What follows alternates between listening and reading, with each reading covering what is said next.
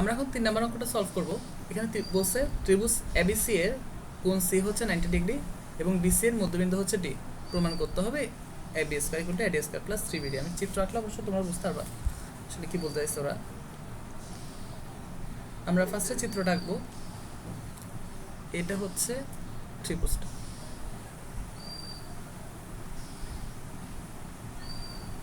যেখানে কোণ সি হচ্ছে 90 ডিগ্রি। এই কোণ সি হচ্ছে 90 ডিগ্রি। তো 90 ডিগ্রি যদি হয় তাহলে আমি বলতেছি কোণ সি এটা, আর এটা এ, এটা হচ্ছে বি। বিসি এর মধ্যবিন্দু হচ্ছে ডি, অর্থাৎ ডি হচ্ছে বিসি এর মধ্যবিন্দু। যদি মধ্যবিন্দু হয় আমরা এখানে যোগ করে দিলে যেটা পাবো এটা মধ্যমা হবে। আমরা এখানে অ্যাপোলোনিয়াসের উপপাদ্যতে যাবো না, নর্মাল পিথাগোরাস উপপাদ্য দিয়ে করে দেবো। এটা আছে। তো ভালো করে দেখো, এখানে আমাদের প্রুফ করতে হবে। অঙ্কটা এখন আমরা সলভ করব।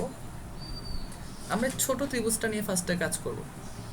ছোট ত্রিভুজটা নিয়ে কাজ করব। 1 নাম্বার আমরা লিখব যে ত্রিভুজ এসিডি, ত্রিভুজ এসিডি এর ভালো করে দেখো এস স্কয়ার প্লাস সিডি। আর হ্যাঁ, একটা কথা বলছে ডি যেহেতু মধ্যবিন্দু, তাহলে বিডি ইকুয়াল টু হচ্ছে সিডি, বিডি ইকুয়াল টু হচ্ছে সিডি, যেহেতু ডি হচ্ছে মধ্যবিন্দু। তাহলে আমি লিখতে পারি ত্রিভুজ এসিডি এর মধ্যে অতিভুজ স্কয়ার হচ্ছে অতিভুজ স্কয়ার হবে, অর্থাৎ এডি স্কয়ার ইকুয়াল টু হবে অন্য দুই বাহুর স্কয়ারের যোগফলের সমান, অর্থাৎ এস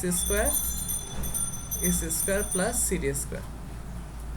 তাহলে এডি স্কয়ার হচ্ছে S square plus CD square. এবার আমরা পুরো ত্রিভুজটা নিয়ে কাজ করব। পুরো ত্রিভুজ নিয়ে যে কাজ করি 2 নম্বরে, আমরা লিখব ত্রিভুজ এ বি সি এ, ত্রিভুজ এ বি সি এ। ত্রিভুজ পুরোটার মধ্যে অতিভুজ স্কয়ার মানে A B square equal to হবে অন্য দুই বাহু, যেমন S square plus BC square equal to plus এই যে বিসি স্কয়ার। ভালো করে দেখো যে বিসি স্কয়ার, বিসি মানে কি? বিসি মানে কিন্তু সিডি, বিডি প্লাস সিডি। আমি লেখা যায় যে আসলে লেখা যায় CD plus BD whole square. BC যে কথা, এই যে বিসি যে কথা, সিডি প্লাস বিডি একই কথা। তাহলে লিখবো সমান S square equal plus CD plus BD whole square মানে হচ্ছে CD square plus 2cd into BD plus BD square. ভালো করে দেখো এই জায়গাটাতে আমরা যে লিখছি S square plus CD square, আর এই S square plus CD square মানে কিন্তু এডি স্কয়ার। তাহলে আমি এইটার জায়গায় এডি স্কয়ার লিখতে পারি। এখানে আমরা লিখতে পারি যে এডি স্কয়ার প্লাস, আবার একটা জিনিস খেয়াল করো, এই জায়গাটাতে আমরা লিখছিলাম বিডি ইকুয়াল টু হচ্ছে সিডি, তাহলে বিডি আর সিডি সমান, তাহলে বিডির পরিবর্তে আমরা পরের লাইনে সিডি লিখতে পারি। তাহলে আমরা সেটা করবো, equal 2 into CD into CD plus BD square সমান AD square plus 2 CD square plus BD square.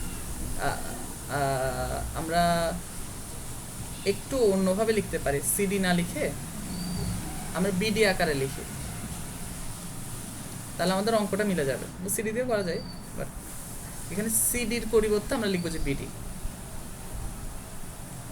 সিডির পরিবর্তে আমরা বিডি লিখবো। তাহলে বিডি ইন্টু হচ্ছে বিডি, কারণ আমাদেরকে বলে দিছে বিডি ইকুয়াল টু সিডি, তাহলে আমরা সিডির জায়গায় বিডি লিখবো, কারণ আমাদের বিডি মিলাতে হবে। তাহলে এখানে বিডি মিলা হবে বিডি স্কোয়ার, এখন 2bd square plus BD square মানে হচ্ছে 3bd স্কোয়ার। তাহলে এডি স্কোয়ার